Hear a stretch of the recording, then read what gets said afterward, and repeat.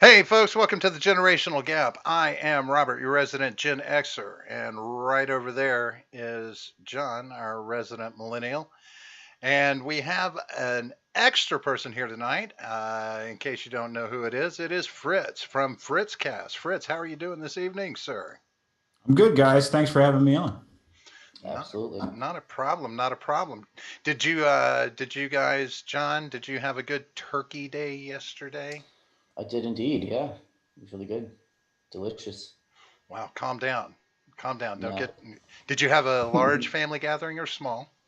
it was actually pretty small, but that wasn't because of any kind of like city ordinance or anything like that. It was just only a few people were invited. Did you have gravy filtering mask on? That Of course, is of always, important yes, that you have your absolutely. mask on. How about you, Fritz? Did you do some T Day stuff yesterday? Full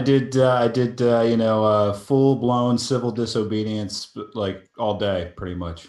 Really? And Hell yeah. I don't have any problem admitting it. My mom and my family, she wasn't going to take no for an answer. She basically said if you guys are sick or if you guys have been around anybody sick, obviously don't come. But she was like, we're gonna do it. It's Thanksgiving. Show up. Do your Yep. part as a family. So we did, and I have a lot of siblings. So Well, Yeah. as long as you met the requirements for breaking the law, that's really all that matters, isn't it? That's totally. right. Right? We got a few people showing up. I see Jay Edgar in the chat. I also see Michael Vega and Wyatt from the Breakdown with Birkenhoff. Good to see you guys What's tonight. up? Please make sure and hit that like button if you haven't done it already. So Fritz, I'm going to be honest with you. John's our PR guy, so he spends a lot of time on Twitter. I avoid Twitter like it's cancer because It is. I don't want to go through the chemo one of these days, right? Right. Right. I avoid most social media because I think it really is cancerous to me, just at hmm how horrendous it is. But for those that don't know, myself included, could you tell us a little bit about yourself, who you are, what you do, and what brings you around today? All right. Well, I am Fritz. That is my name. It's not my actual legal name. It's that's not my government name. So have fun with that. But I do my own podcast, Fritz Cast. I've been doing that since 2015. When I started it, it was, I would say, your stereotypical like third party rah rah. We're gonna smash the duopoly, all that crap. And then I guess you could say throughout these last two election cycles, I've slowly walked it back towards like, you know what, liberty, republicanism might be the way. But I've had some fun arguing with all sorts, pretty much everybody. I argue with everybody. I don't care if you're a Republican, Democrat, libertarian, conservative, whatever. I'll argue with you. It's cool. And then as for what I do for a living, I do have a full time job. I kind of have to be hush hush about it. I can't get into specifics Yeah, because it's public sector, but that's what I do. So that's why all the libertarians think I'm fake anyway. So yeah. Was there anything that motivated you to get online to explore new media in that way? Was there some catalyst? I'd always been interested in broadcast media growing up. I was always the nerdy kid that listened to like talk radio shows. So I already had like this interest and a passion for it, and it's really surprising because prior to this prior to this like point in my life, the last like 7 years or so, I was very very quiet. So people were like, "Oh, if you're starting a podcast, like what is it going to be? Just like 25 minutes of silence with you not really talking about anything?" It's ASMR. Yeah, exactly. I just could be whispering into the microphone or some shit, but I had an interest in it. I had an interest in podcasts, so I said if there's a cheap way for me to do this, yeah, if there's anybody out there that's had an interest in broadcast or media, anything like that, trying to break into like radio or whatever is really difficult. Usually, you have to get in on like an internship through college or something, hmm and it's all unpaid. And I don't know about you guys, but like I need money, so Yeah, it It's helps. funny how It that helps with works, right? things. yeah, it's crazy. So I said I can do this at home. I'm in my home right now. This you can see it's not super fancy or anything, but I have the equipment. I started recording, and I've seen I've seen some pretty cool things happen, engaging online. Rob, I agree with you. Social media is cancerous. It's like a drug to me. I shouldn't be on it as much as I am. But I'm addicted to it. It's like heroin. So I just keep logging on and injecting myself with it, even though it's bad for me. Yep. So I mean, do you find I guess my problem with it is just that I have this overwhelming urge to jump in, right? And of course, I know me. As soon as I do, I'm gonna get something canceled. I'm gonna be canceled, right? Because I'm gonna say the wrong fucking thing, not even intended to, because I didn't put a comma or an emoji in the right place or something, right? Do Right. you have difficulty with knowing when to engage and not engage? I would like to think myself better than I do. I'd like to think that I know, hey, just don't even bother, don't comment on it. But I'm that guy that sends the tweet, and then as the notifications start blowing up, I'm like, oh crap, what did I do? Like there's many a times where I just shut off Twitter, and I'm like, I don't care how big that number in the bubble gets. I'm like, I'm not going to click it. I'm not going to look at it. But there's many a time where I engage in an argument with somebody online, and I go, Why am I even doing this? Nobody Right. has ever said I had this long Twitter conversation with a dude, and turns out I was wrong. He changed my mind. Nobody ever does that. Right. Yeah. And now would I think John and I have talked about this before. It's possible that people's minds are being changed, but they're not, they're too proud to sit there and tell you that They'll they're having a change never of admit thought, it. right? Yeah, Right. they'll never admit it. It's Or sad. at the very least, it plants the seeds where they can start doubting, what they currently believe. That's the Yeah, most you can hope for, I would think. yeah, But yeah. it's also them showing weakness in a way too, if they admit that they had some Oh yeah, you change of don't admit heart. it on Twitter, but I'm saying that as you go along, though, you're like, okay, this kind of have a point, and then just don't, say anything. I think is what mostly happens if that does happen. And see, that's where social media, in my opinion, kills conversation. Like, we're not having Yeah. dialogue. If somebody doesn't show that they've given some ground in their thought process, then Yeah. you don't have productive dialogue. You really don't. That makes it insane to me, because it's like talking to brick walls. You're talking to brick walls most of the time, is what it seems like, I Yeah. mean, you really are. I mean, it's text on a screen for real. right? Yeah. And it's totally miscontextualized constantly. I Oh, mean, absolutely. and it's insane to me. It's amazing sometimes with the way that you see, people will stretch what you say into something completely different. Like There's it's that. really insane how that works. There's that, and then there's just I'm a sarcastic asshole sometimes. So I post something, and I think everybody that's going to read that's going to think they're going to know he's being sarcastic. He's not being serious. Mm, But you don't have that. Like there is no sarcasm font. Nobody can Right. actually tell. right. And that's the beauty of it, right? Is just it, and that's why things almost seem to be set into a vacuum, or an echo chamber, and they get blown up because they rattle around off walls, but they're not heard any differently. They're not. It's just fucked. I'm like, I don't understand it, but everything now, so much of it hinges on it. Am I correct? I mean, just your job alone hinges on these things. If you're not under some pseudonym, etc., in this present day and age, people are getting fired all the time because of stupid shit they say online. Yeah, Oh I yeah. mean, they are. You really have to be careful. Especially in what kind of sector you're in. I mean, these things get taken to the woodshed every day. Um, Yeah.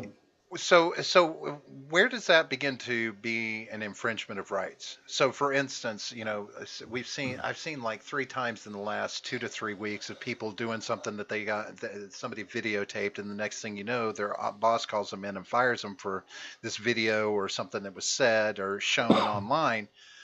When does that be? When does that stepping on liberty? I mean, the company has a right to fire you for that, and so it's okay. That's I guess that's probably the biggest gray area for Hmm. for this thing right now, and I try to pay attention to a lot of like the court cases and what goes to the Supreme Court over this stuff, just because I found, at least anyway, that most jobs have to have some kind of defined, like, in their code of conduct or something about what they accept and what they don't accept from you on social media. And I mean, some people nowadays, to play off your whole this social media is cancer thing, a lot of people don't distance themselves from what they do on social media for some reason. Like on my Facebook, if you happen to find my Mm-hmm. personal Facebook page, which is locked up, it's not out and open in the public or anything. But even if you did access it, it has no indications of my employment, my employer, anything. Like I don't Yep. post that crap out there because one, I did, like, to me it's nerdy. I don't care. I don't want you to know what I do. I don't care about that. It's not that big a deal to me. But also just because I don't want to have that link that, like, oh, this asshole said something. Oh, look where he works. Oh, now I'm going to shoot an email to his boss Right. and say, Right. oh, is the kind of people you employ, Mm-hmm. But it's funny, people put everything about themselves on these social media pages, and then they're afraid to give a credit card number online. Right? It's Yeah. like, it's like, what the fuck is wrong with you? I mean, I don't want to be a part of the next breach or anything. So I don't want to be, I don't want Big Brother knowing anything about me. Really? You gave him all your information on your Facebook page. Right. They even know what bands you listen to. So I mean, how much more information do you want to give them? But when we talk, when I think about that, I was looking at your Twitter page a little bit before we got together. So I would qualify you as a liberty-minded individual, but you say you're just a little bit, maybe a little libertarian, but you're more liberty-minded. Am I correct? yeah, I like to coin it that way, just because I think if you're talking about principles of liberty or whatever, I don't think you can really align yourself with a party, like how there's a lot of libertarians out there who would say, "Oh, I'm a libertarian," libertarian party. To me, it doesn't matter. Like, I'm not loyal to the Libertarian Party. Like, Right. they don't necessarily represent my interests, and I think it's very hard for a political party to say that they do a good job of representing the interests of millions of people. It doesn't work that way. Whereas I can at least say, with liberty principles and being a fan of liberty, like, that serves the entirety of the people. I'm not trying to constrain anybody. I'm not trying to box anybody in. You know.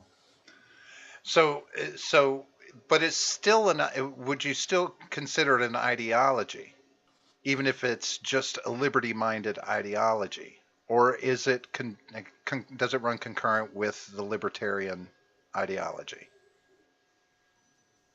That's probably a tougher question. I don't know. I don't know if you can call it an ideology.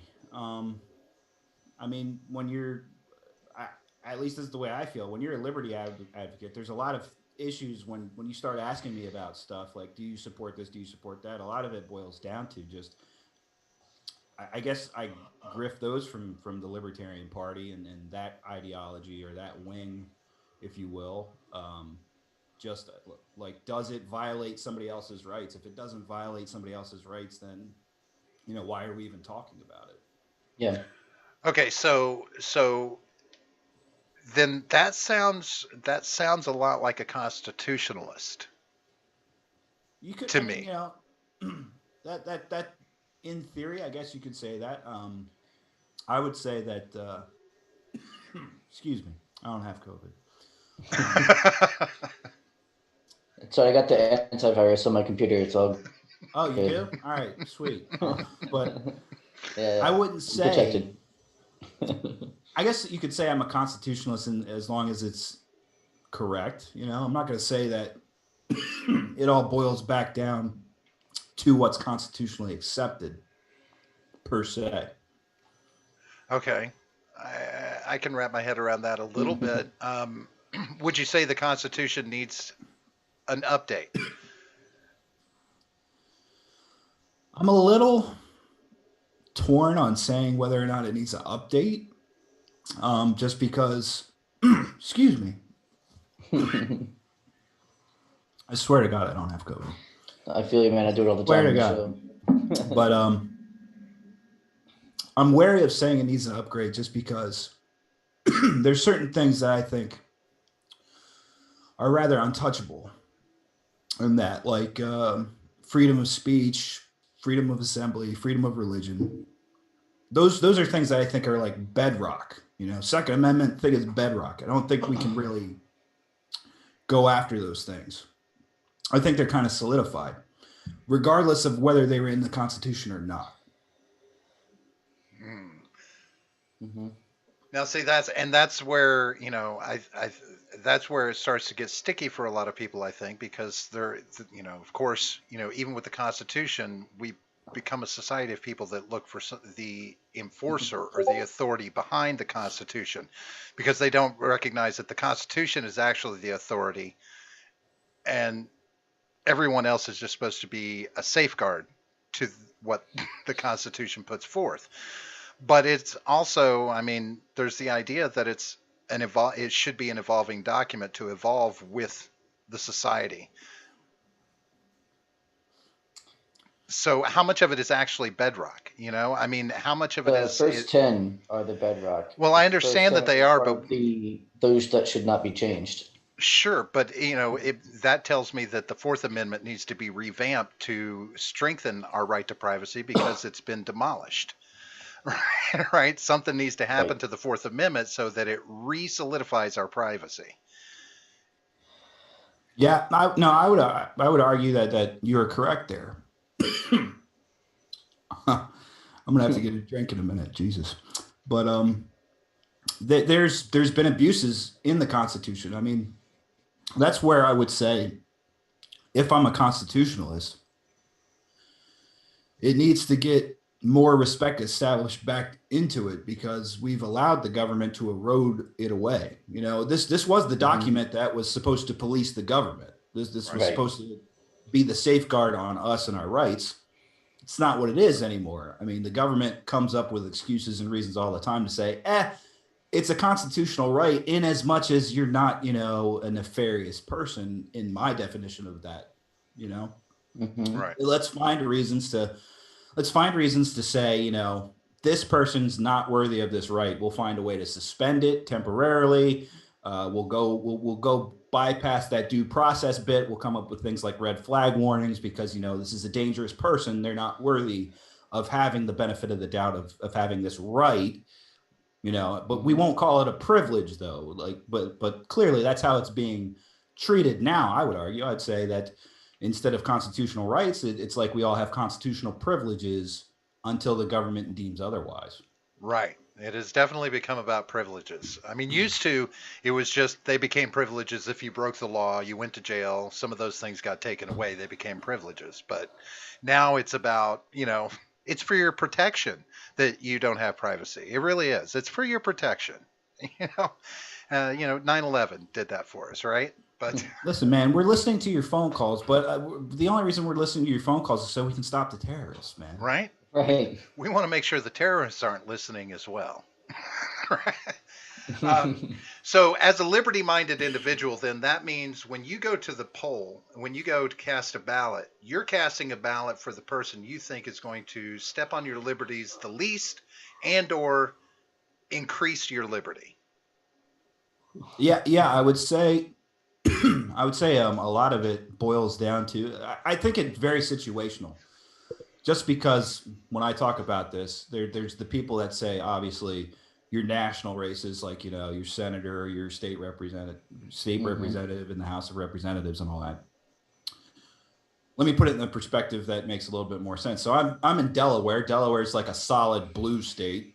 Um, been Democratic governor for pretty much my entire life. Uh, been Democratic senators my entire life, and had one Republican House of Representatives uh, representative, and we only have one representative in the House of Representatives. So a lot of that, when that comes to mind, like I'll vote for the liberty person. Typically, that's going to be the Republican in this case. But they don't get in on the national scale. So I have to start looking at state level, who's going to protect my interests at the state level. Mm-hmm. And it becomes an interesting game. Libertarian Party here doesn't like me because I completely write them off because at the state level, there's like, I don't know, there's only a handful of registered Republican, or there's only a handful of registered Libertarian voters. And when those candidates come up, a lot of times there's the liberal Democrat who's progressive, who's willing to throw all of this out on the table. There's the Republican person who's not willing to throw that much out on the table, maybe only half Grandpa's as much. busy. And then, yeah, I could vote for the Libertarian guy, but I'm going to be one of 500 people to vote for that guy. And what's it going to do for me in the state representation down in Dover if they're not actually going to be there to play the game? You know what I mean? Right. So a lot of it, I try to look at who's going to be the most in that box over here for protecting and defending that liberty. Yeah, it might not be 100% or 90%, but if it's at least 70%, it's better than nothing. Yeah. Was this election an easy decision for you to make?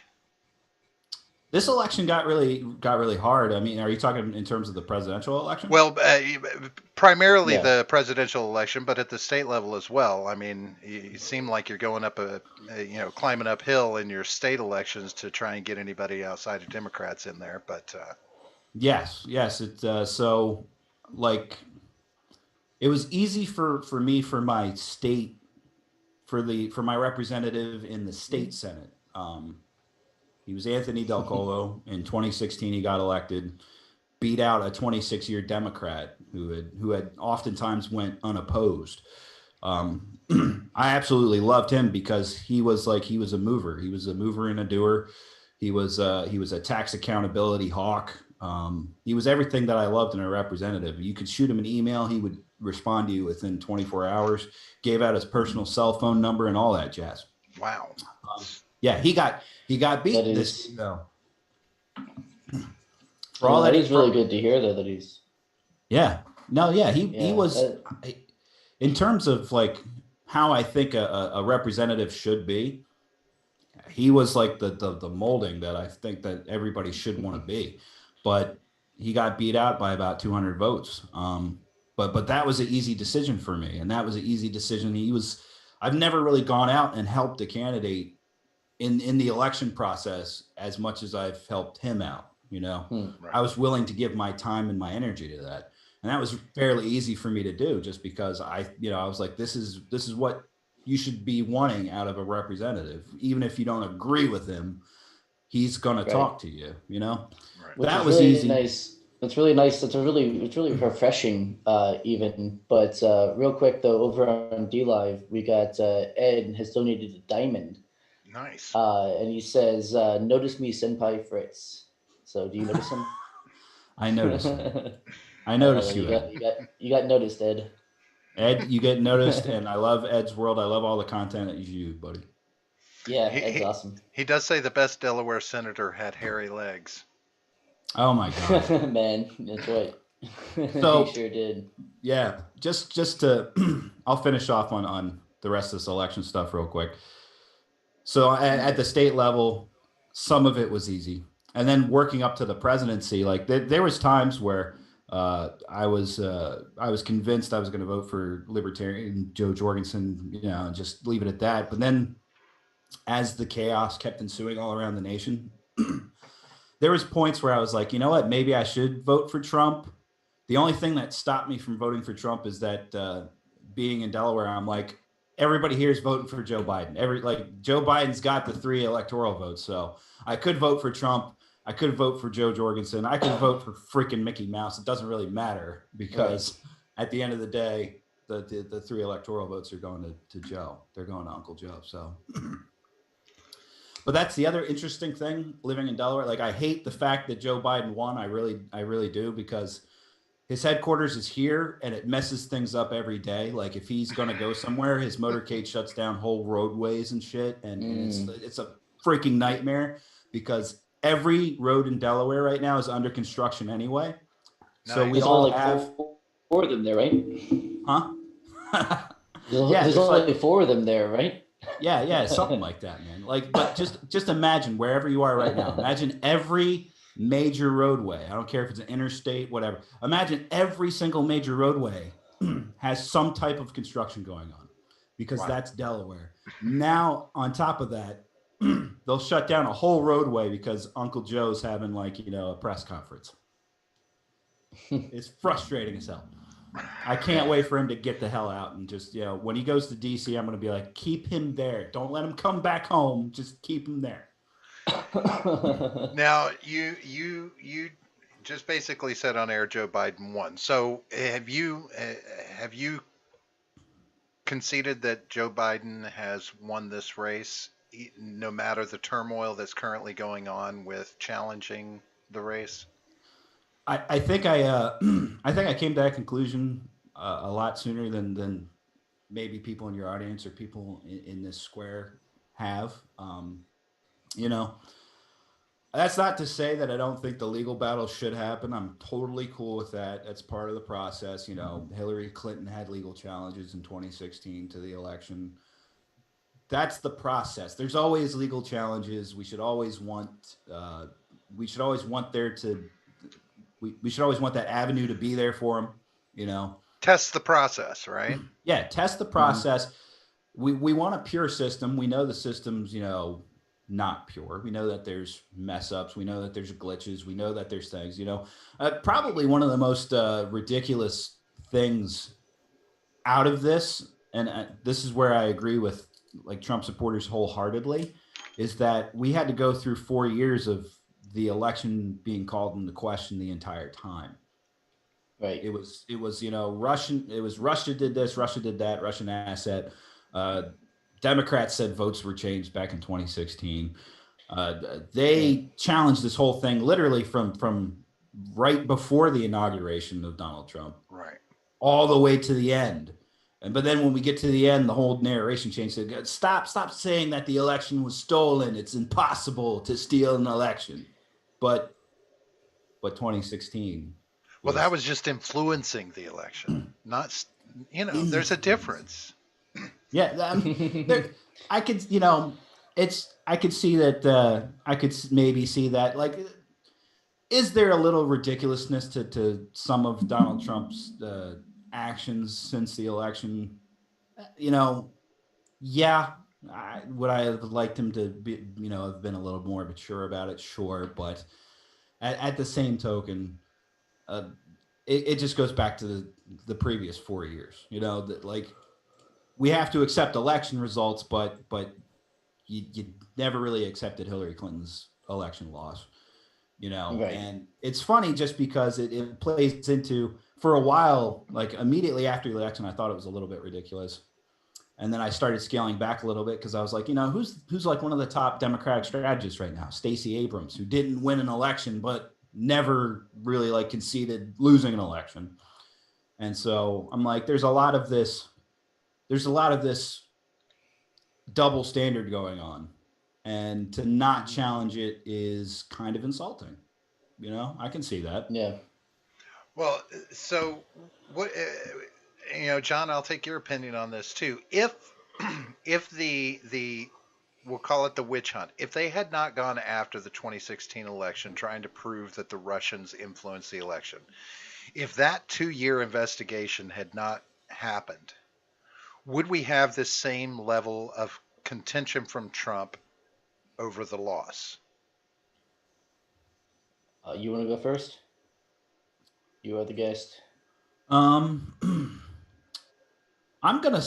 say probably, just because of how much that was drug out. It literally wasn't, the way that I look at it anyway. None of what happened with the impeachment or anything was like a fair level thing. It was literally just digging, like find the thing that sticks, Right. dig around, find whatever it is that sticks, throw it at this, and let's go full force. The Democrats knew when they were doing it that it was literally going to just be all formality and it was going to be dismissed and that it wasn't going to be what they wanted it to be.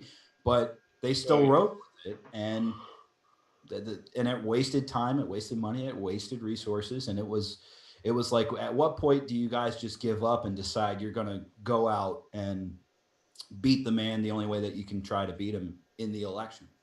Right. What about you, John? Do you think if they had avoided that and not gone after him like that, would it have made an impact? Maybe a little bit, but I still see Trump being very contentious. He's not one that's either used to losing or takes losing well. So I still think that there would be some, maybe not as much as there is now, but I think there would definitely still be some, questioning of the methods and corruption and all that kind of stuff. Right. I think it would still be, yeah. I Yeah, think it would still be the same old Trump. Yeah, let me add to that, because I think the Trump rhetoric wouldn't have changed. He doesn't follow the norms, so I wouldn't see some of his approach to it any differently.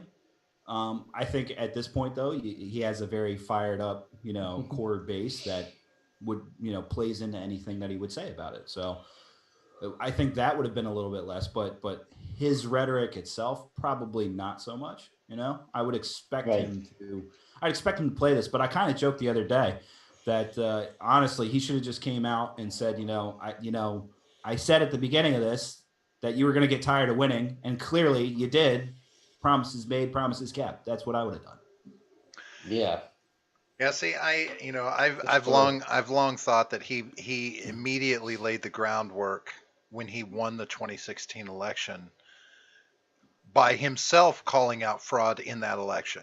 Like he made some challenges to the count, to the votes and everything in the 2016 election, and I'm like, dude, you won.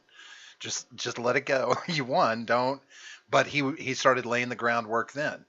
And that's the thing I think he does, is he hedges his bets. He's like, people need to believe that these elections have problems. I'm sure they do. Don't get me wrong. I mean, I can't believe that that's the only non-corrupt system in our country.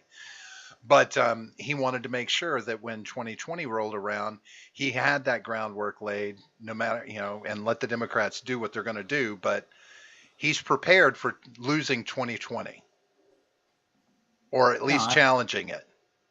Yeah, you could say that he laid the groundwork, and I think if you dig back even into the 2012 election, I think he has some stuff on Twitter where he questions vote totals and vote counts and all that. So it actually goes a little bit deeper than that. Okay. With him. I didn't know that.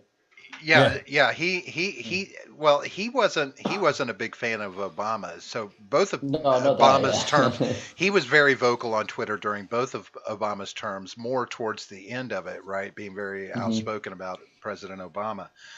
But so, this brings, talking about this, the way the elections are handled, and with it being, I understand that states, are able to run their own elections, but with this level of supposed fraud, like, we know that there are things going on. We can see from this that there are things happening in a negative light with our elections, and potential for much larger fraud. Does that justify going to a standard for elections set down by the federal government so that we avoid these things? Wow, that's a loaded question. Right? Just because, initially I would say that I try to keep things that, when in terms of government power, I try to keep things as localized as possible, just because I think on a local scale, there's way more accountability, and there's not this, over bloatedness.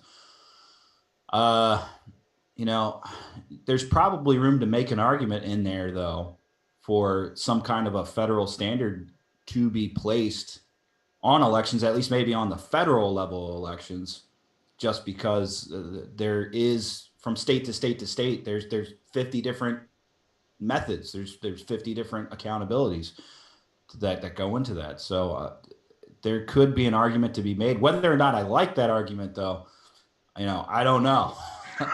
I'm not I really don't like giving the federal government power Sure. over these things. Well, now, if it was a method, if it was a standard election method that was set Hmm. up by the federal government, but the states were allowed to run it. Right. I mean, because when it's all said and done, like right now, we're going through contentious states, like battleground states, Pennsylvania. We're looking at Michigan. We're looking at Georgia. But what if we looked at all 50 states? States that just swung heavy one way or the other. What's going on in those states? I mean, do we just assume that in those states they assume they've got the votes so they don't have to manufacture anything, do anything that could be considered fraud or that may have been fraudulent? I mean, it casts this light that like specific states are fucking with things, as opposed Yeah. to, is this not rampant large scale across the country in all 50? No, that's probably a better way of looking at it, just because. But still, I'm still I don't know. I don't know, man. I honestly I haven't even thought that much into it until you posed the question, because I didn't really think about elections being covered on a federal level, including the systems of it. I mean, one thing that came to mind was just that what in Delaware they sent out the ballots. I mean, or they sent out notices if you wanted to get one of these paper ballots, or the mail-in ballots, because of the coronavirus and all that. Right. I declined because to me it's like, no, I go in person, I go vote in the booth. Like, I'm not gonna fill out this thing, put it in the mail. I don't know that that's a trust thing or not. It's just that I prefer going to the actual Right. ballot box and doing the thing. And in Delaware, it's like a double. It's like an electronic machine that does the electronic, but also prints it out on a paper ballot. Right. Mhm. So at least I plug in the options, and then I hit a button and it prints out the ballot and it shows me the physical printed out ballot, and I can see that my options match, and then I can hit vote. I take a little bit of security in that. Although, that could be that probably could be fucked with. Right. I don't know. Well, who was it built by, John? Who did Powell say it was designed by? Chavez? It was for Chavez, right? So that he'd always win Well, elections for I life. don't I don't think that's exactly what it was. Dominion, the Dominion. That's The one of Dominion thing the was, Dominion software. The claim that it was, right. built in by the behest of Chavez to make sure he didn't ever lose an election. And Yeah, I don't know what apparently to it make seemed to of all work. that. I mean, I don't know. well, yeah, that's how you Sydney. get like 130%, voter turnout, and all of them, 100% of the ballots are for Chavez. Yeah, Right. I understand. But yeah, I don't think it has anything to do with any other countries, in my opinion, at Well, least. right. Yeah. As far as the information I have. Hey, leave it to Powell. She's gonna clear it up for us. It's coming. It's all coming. She promised us. Yeah, It's all I don't know. coming. Like, that's the thing, is like this whole these lawsuits and stuff going forward. It's like they're bungling it, and I can't tell if they're doing it on purpose or not. Like, I don't know. It's just they're Well, I I mean, don't know. does They're it just kind seem of throwing like everything at the wall and seeing what sticks. as far as Trump's lawyers are concerned, he just screamed out, "Release the hounds," and they're just out there running amok? I mean, I don't know that Pretty he, much. you know, Like, they really are. I mean, I'm like, I don't understand. Does he have any control over any of this? You what, or Yeah. I don't. Yeah, I don't know. But I yeah, don't know. so I think that's the question that we really need to look at, especially moving into the 2024 election, because a lot of people have a very strong feeling Trump's going to run again in 2024. Yeah. And I'm a firm believer that if it is not Donald Trump, it will be a Trump, whether it be Ivanka or Trump Jr.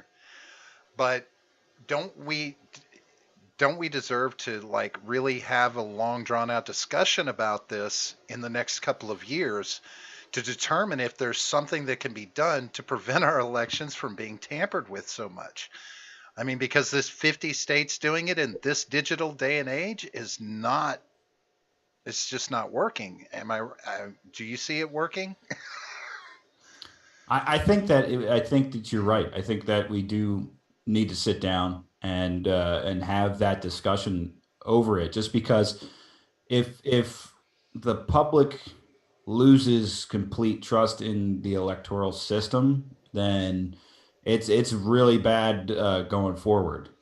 Just because, at least at a time prior to now, there was just a general acceptance of, hey, this is the election, these are the results. You accept the election results, and if you don't like the outcome of it, you hit the ground, you start, pounding the pavement, and you start working towards the next election and getting your victories in. And if it's not there, if there's not this trust and confidence in the system that it's not being fucked with, that it's actually being honored, then, I don't even know how you try to build that back up and get it back into people. And if it's not there, then you have this, it's kind of like the last 4 years where the Democrats never gave up about, Trump having stolen an election, having an election influenced in his favor, whatever you want to call it. I think you take it like that, but you times it by about 20, because people are just now like, oh, I'm sure there's people out there right now who are like, Biden didn't win this election at all. You see, they stole this election, they rigged it. He's not my president. And this just keeps going back and forth. It just keeps going up and up and up, though. More and more people go, this is bullshit, and don't want to play along anymore.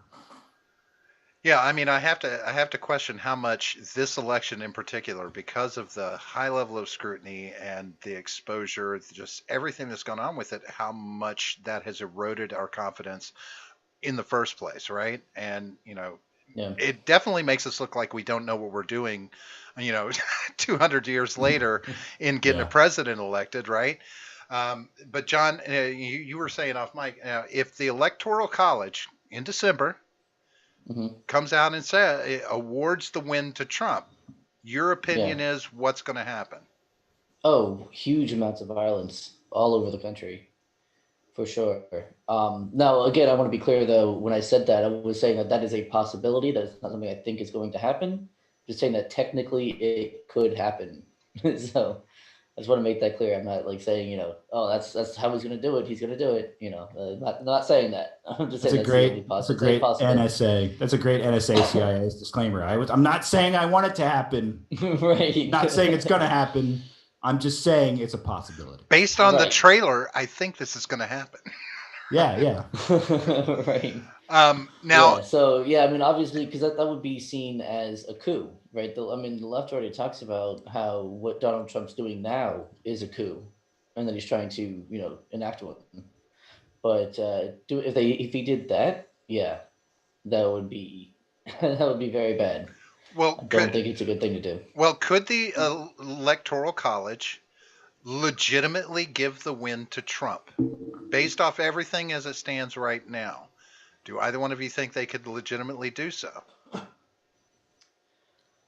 Legitimately, I would say no, but right. Have crazier things happen? Sure, but just based off of states certifying the votes and the goal, the totals not being moved that much, and at this point Biden staying solidly ahead. I mean, I don't see where it would happen. And just like John said, I mean, if something did happen like that, I get ready, because people are gonna blow up. Right. That would be the straw that broke the camel's back as far as that trust in the electoral system, right? Yeah, totally, 100%. And the only reason that really comes to mind is because Trump said something to that effect yesterday was it, in his little speech, that if the Electoral College gives the win to Biden, he'll step down. He'll. But I got a sense of foreboding. I'm like, he knows something we don't know, or he wouldn't be. That's the only reason why he's saying that. He knows something we don't. But that's 2020, like creeping in the back of my head, going, "Oh, it's not over, bitches. It's not over.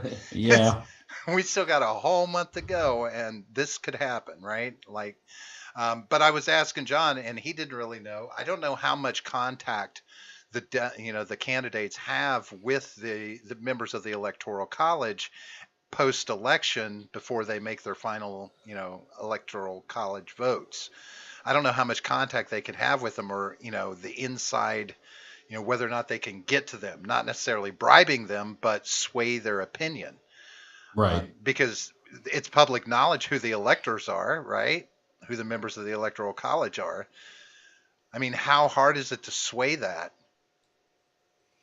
Or is this? That's I would say it's hard to sway that though, because at least I recall in the 2016 watching protesters go to the electoral colleges trying to protest them voting for Trump. And I mean, it was all for naught. It was just like it was like a dog and pony show almost. You had people crying on their Senate floors or whatever. You can't vote for Trump. He's having the meltdowns. And I'm sure if you went on YouTube or Googled it, you could probably pull them up. Oh yeah. Because there's quite a bit of them all around. Uh, you know, Obviously it's not like it hasn't not been done before, but I don't think there's in a sense a way to affect it, at least not right now, because at least it seems that they will still play their role without any outside influence. At least it seems that way anyway. You might have a faithless, or a defector here or there, but not really. So Right. then that being said, do you do you I don't want to, do you guys believe that maybe he's without saying he's conceding the race, he's conceded in his head that they haven't been able to pull up enough shit in any of these states to forestall the inevitable?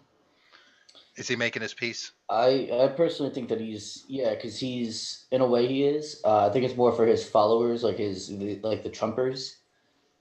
I think it's more for them to be like, hey, just so you know, this might happen, and here's what I'm gonna do if this happens. So, just be ready for that.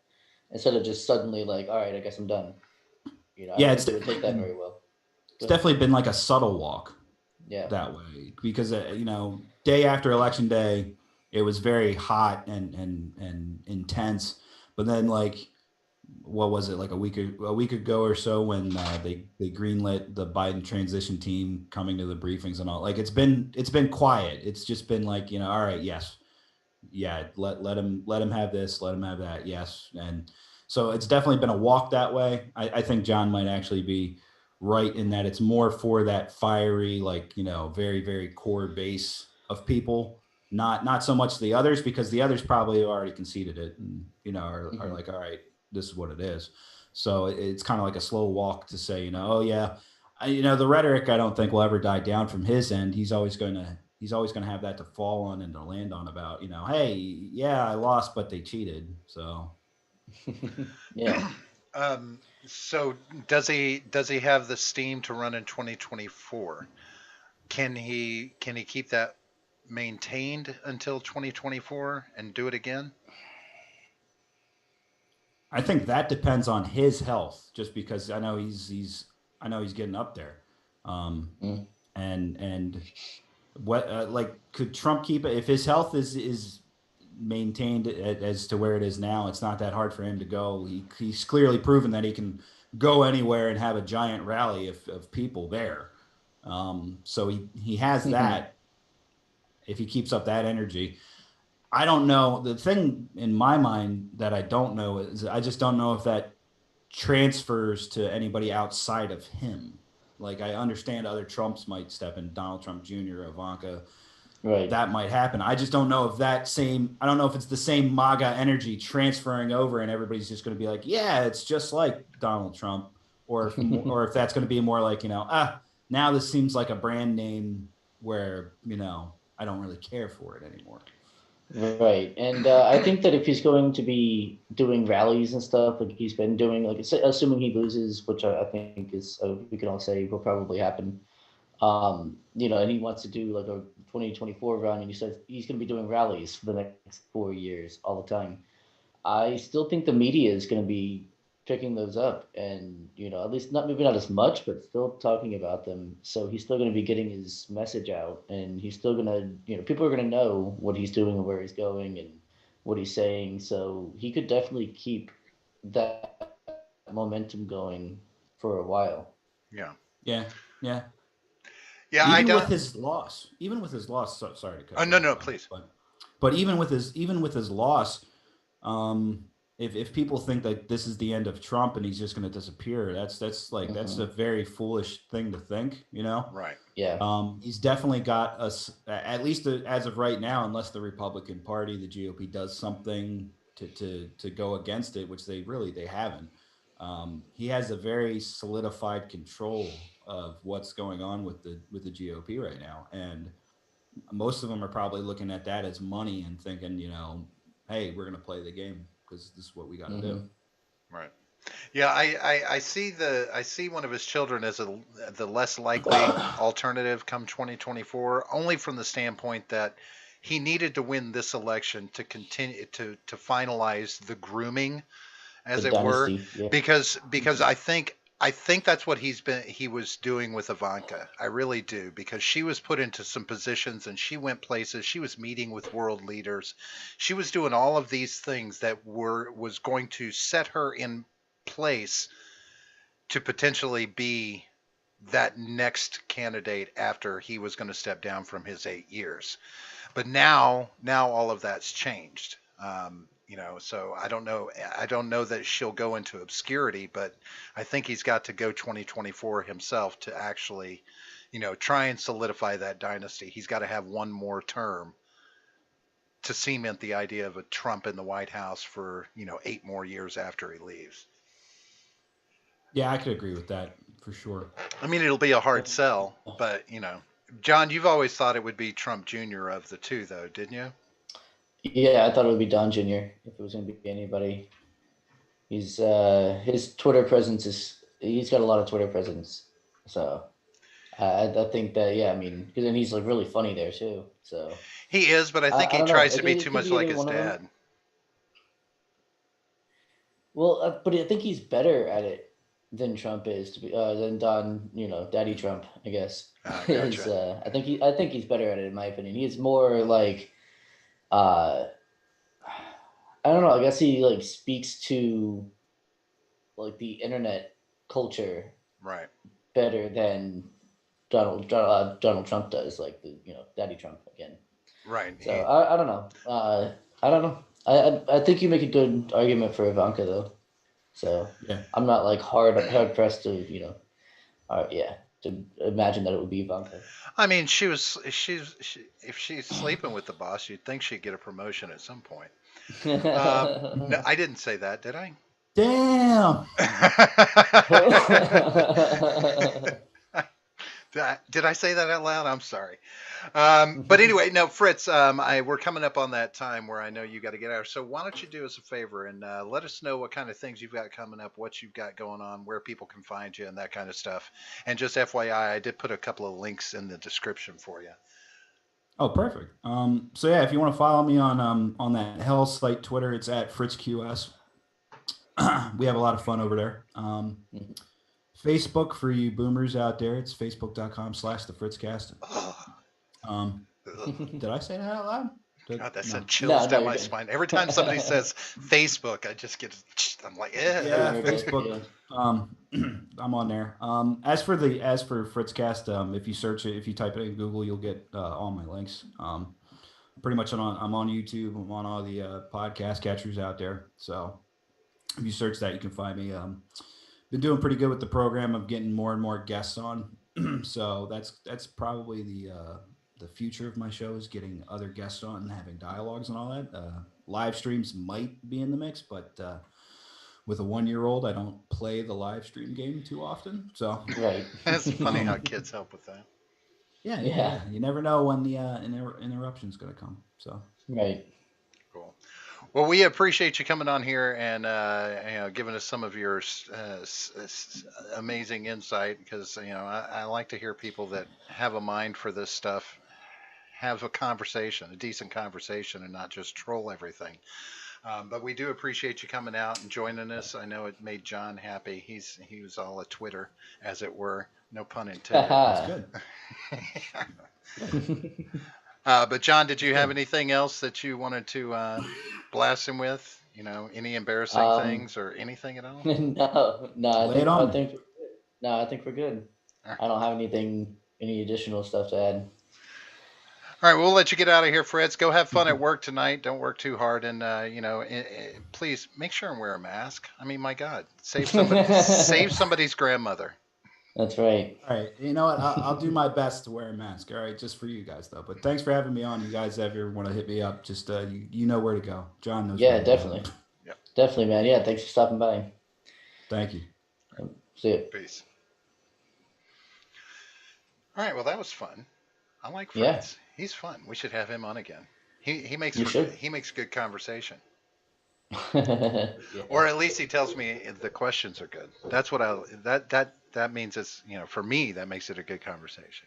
I like that. Yeah. Yeah. But outside of that, I didn't have a lot. So, plus my family just got back in town 30 minutes before the show started. So, if you don't mind, John, I'm going to go ahead and maybe wrap us up a little bit early tonight Yeah. and I'm down. go finish this turkey leg that I've been enjoying that I didn't get to finish yet.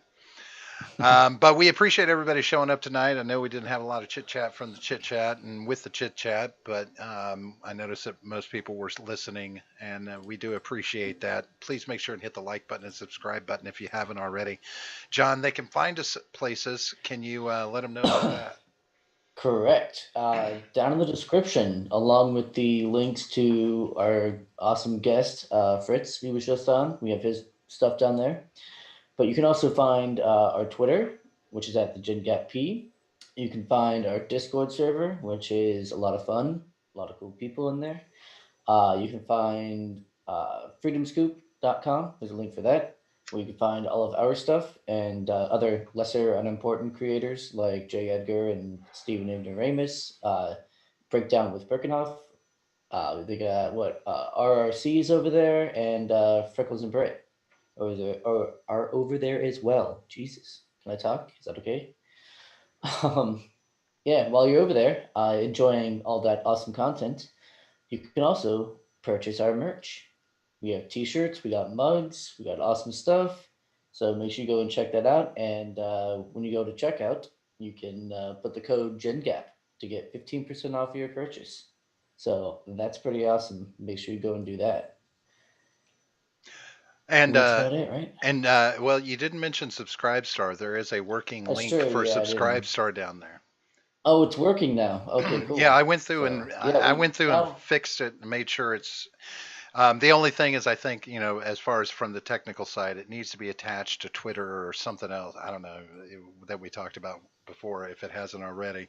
But the link works and it'll Okay. take you to our page to where you can take a look at our Subscribe Star and benefits and stuff. True. Yeah, we have some cool perks over there. So make sure you check those out. See which one you want to take part in, and help us do this podcast, keep it going. Right? We want to blow it up one of these days, That's and right. not in a bad way. No.